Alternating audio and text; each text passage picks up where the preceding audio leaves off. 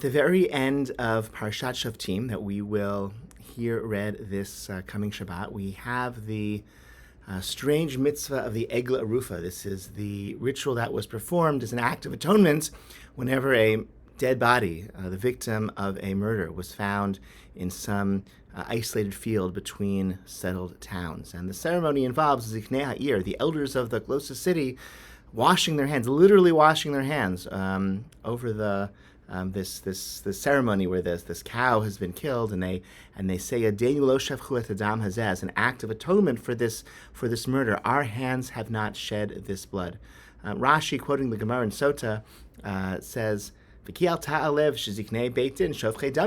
it enter your mind that the elders of the city are murderers? Why are they the ones who have to wash their hands and declare their innocence? And Rashi, quoting the Gemara, says that we did not see the victim and send him off on his way without food and without accompaniment. We did not let vulnerable people wander around, leave our city and go off on their way without making sure they had what they needed.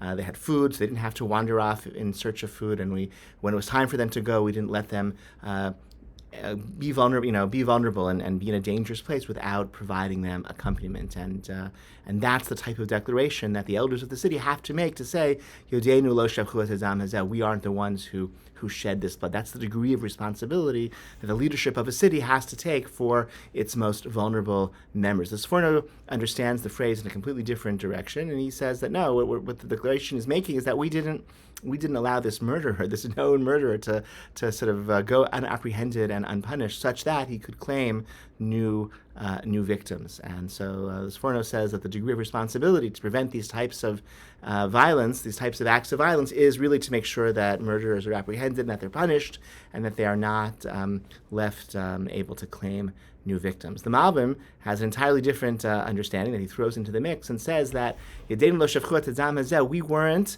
the elders of the city have to declare, we were not the indirect cause of this murder because we didn't fail to provide food and support to the murderer, okay, such that he would need to turn to a life of robbery and crime in order to support himself and to, stave off the pangs of hunger and starvation. And so the degree of responsibility extends not just to the vulnerable people in society, prevent them from being victims of crime, and not just to make sure that criminals are apprehended and kept from causing harm, but also people who potentially could end up, turning to crime and violence as a way to sustain their lives. So we have to make sure that they too are taken care of, that those root causes are addressed as well. I think it's sort of a wonderful sort of example of how just a simple few words in the Torah lend themselves to this wealth of interpretation, all of which are tremendously relevant to us right now, as all of us citizens in a democracy, where we are in that position, Ziknei Ha'ir, we're the ones who are responsible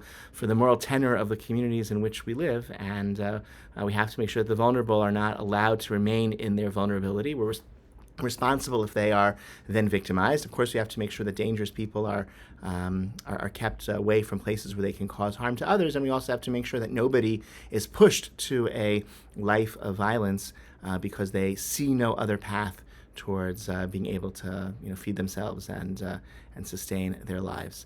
Looking forward to seeing you all in Shul over the coming days, and especially to celebrating Shabbat with you all. Best wishes.